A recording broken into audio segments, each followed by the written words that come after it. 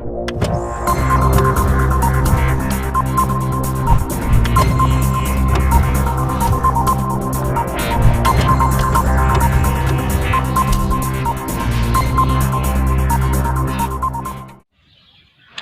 देख रहे हैं Dhirendra Singh NCERT physics channel.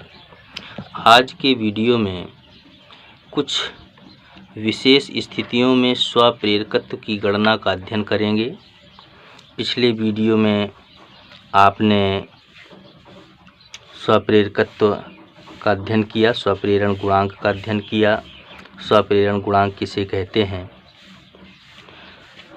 स्वप्रेरकत्व को हम इस तरह के चिन्ह से व्यक्त करते हैं। अब हम देखेंगे समतल कुंडली का स्वप्रेरकत्व किस तरह से ज्ञात करते हैं। तो हम मान लेते हैं कि जिस तार की हमने कुंडली बनाई है उस तार की त्रिज्या r है, अर्थात r त्रिज्या की वृत्ताकार कुंडली है। तो हमने मान लिया कि जो वृत्ताकार कुंडली है वो r त्रिज्या की है। अब कुंडली में जो फेरों की संख्या है वो n है। r त्रिज्या की वृत्ताकार कुंडली में n फेरे हैं। कुंडली में I धारा प्रवाहित हो रही है। तो ऐसी स्थिति में चुंबकीय क्षेत्र में आपने पढ़ा है कि अगर r त्रिज्या की कुंडली है, n फेरे हैं, I धारा प्रवाहित हो रही है, तो ऐसी स्थिति में कुंडली के केंद्र पर उत्पन्न चुंबकीय क्षेत्र B बराबर μ0 Ni/2r होता है। यदि r त्रिज्या की कुंडली में n फेरे हैं, I धारा प्रवाहित हो रही है, तो कुंडली के केंद्र पर उत्पन्न चुंबकीय क्षेत्र B बराबर μ0 Ni/2r होता है। अब कुंडली के संपूर्ण तल में चुंबकीय क्षेत्र को अगर एक समान मान लें तो कुंडली के प्रत्येक फेरे में बद्ध चुंबकीय फ्लक्स फाई बराबर होता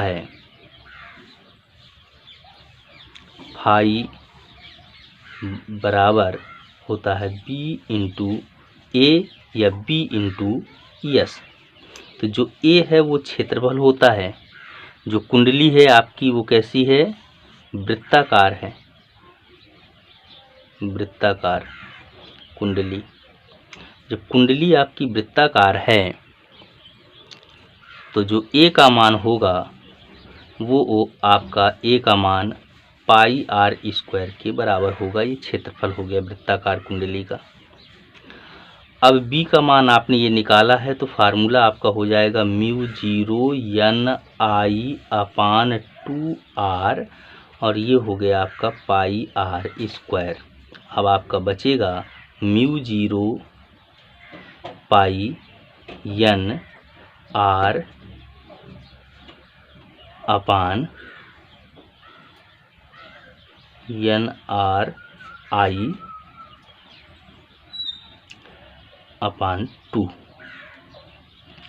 इसी तरह से हम स्वप्रेरण गुणांक ज्ञात करेंगे कुंडली का। तो स्वप्रेरण गुणांक में आपने n फाई बराबर Li इस तरह से फार्मूला बताया है। इसमें अगर L का मान निकालेंगे तो L बराबर हो जाएगा n फाई बटे I।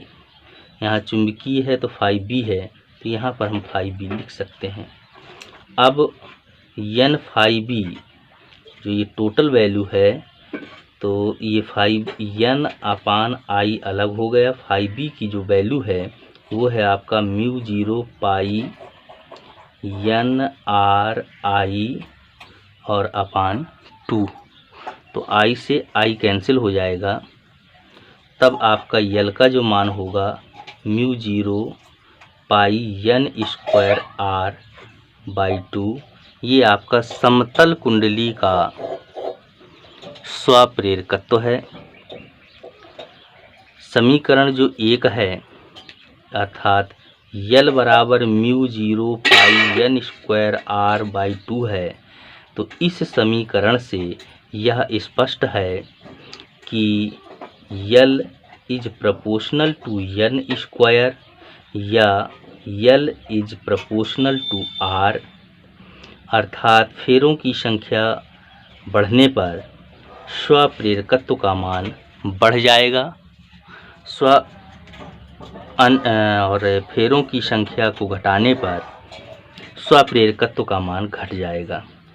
r त्रिज्या है, त्रिज्या के घटने पर स्वप्रेरकत्व का मान घटेगा, त्रिज्या के बढ़ने पर स्वप्रेरकत्व का मान बढ़ेगा। म्यू जीरो का मान आप जानते हैं म्यू जीरो अपान 4 पाई। म्यू जीरो का अन्य मात्रक हेनरी अपान मीटर भी लिया जा सकता है। म्यू जीरो का मात्रक हेनरी अपान मीटर भी लिया जा सकता है। यदि कुंडली के भीतर कोई लौह चुंबकीय पदार्थ की क्रोड रख दें तो ऐसी स्थिति में आपका जो म्यू जीरो है ये निर्वात में चुंबकशीलता होती है और माध्यम में चुंबकशीलता के लिए हम म्यू आर का प्रयोग करेंगे। तो ऐसी स्थिति में यदि कुंडली के भीतर कोई लौह चुंबकीय पदार्थ रखा हुआ है तो हम यल के मान को इस तरह से डिनोट करेंगे, mu R mu zero pi n square r by 2, और जो म्यू आर की वैल्यू है वो is greater than very greater than 1, अर्थात यल का मान पर्याप्त बढ़ जाएगा। तो यल का जो वैल्यू होगी वो अधिकतम हो जाएगी। आज की वीडियो में इतना ही। धन्यवाद।